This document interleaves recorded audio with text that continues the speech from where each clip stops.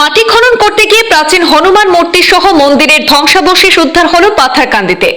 ধর্মীয় প্রাচীন স্থাপত্য উদ্ধারের ঘটনা ঘিরে উৎসাহ আর আগ্রহের শেষ নেই ধর্মপ্রাণ সনাতনীদের। তাৎক্ষণিকভাবে প্রাচীন হনুমান মন্দিরটি পুনর্নির্মাণের লক্ষ্যে শুরু হয়েছে নির্মাণ কাজও। जय श्री राम, जय हनुमान गिरी थानी जरा আমার কাম বহুত আগুয়েল এরপরে মানুষ পূজা দিন আহনি করলা।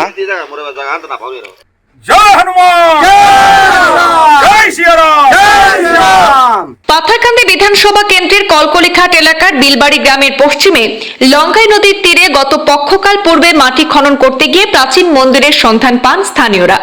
মাটি খননের সময় পুরনো স্থাপত্যের অংশবিশেষের সূত্র ধরে খনন কাজ চালিয়ে মাটির ভেতর থেকে উদ্ধার করেন প্রাচীন হনুমান মন্দিরটি।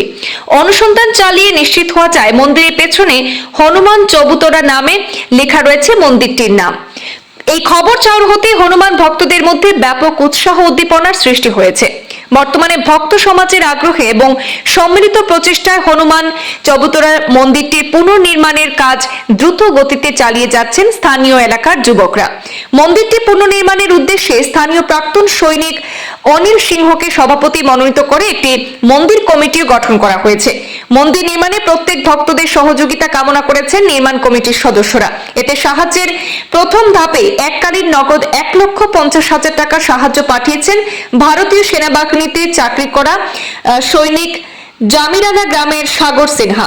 বর্তমানে উদ্ধার হওয়া প্রাচীন মন্দিরটিতে পুনর্নির্মাণের পাশাপাশি হনুমান চবুতরায় পূজার্চনা চালিয়ে যাচ্ছেন ধর্মপ্রাণ মহিলারা।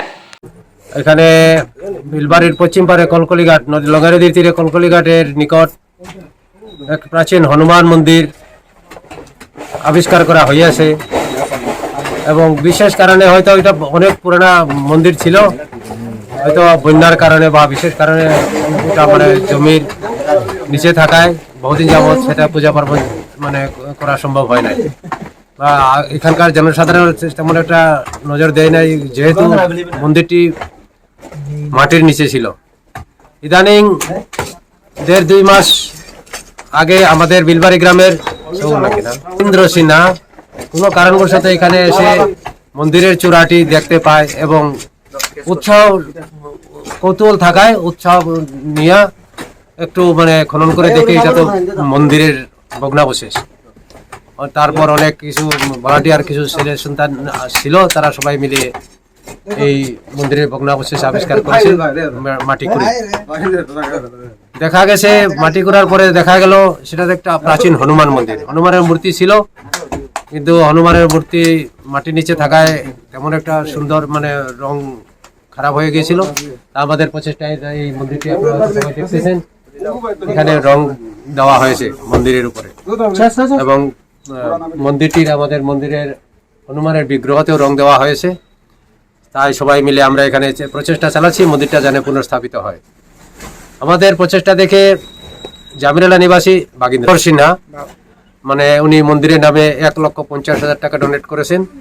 ওই টাকা নিয়ে আমরা কাজ আপাতত আরম্ভ করেছি, কিন্তু যেহেতু মন্দির নির্মাণের কিছু টাকার প্রয়োজন, সেই আমাদের টাকা আমরা হয়তো চেষ্টা চালাবো, আমরা সবার সহযোগিতা নিয়ে মন্দিরটি আমরা পুরা করব। তাই আমাদের এলাকাবাসীর নিকট প্রার্থনা, সবাই যেন সহযোগিতা করেন, যে যতটুকু পারে মন্দিরটা যেন তাড়াতাড়ি আমরা নির্মাণ কার্যটা সম্পূর্ণ করতে পারি। তাই সবার প্রতি আমাদের আবেদন রইল, আমাদের মন্দিরে দান করার জন্য আমাদের কিউআর আছে এখানে। মন্দিরের বর্তমান সভাপতি শ্রী অনিল সিনহা মহাশয়, ওনার কিউআর দেওয়া আছে এবং মোবাইল নম্বরও দেওয়া আছে।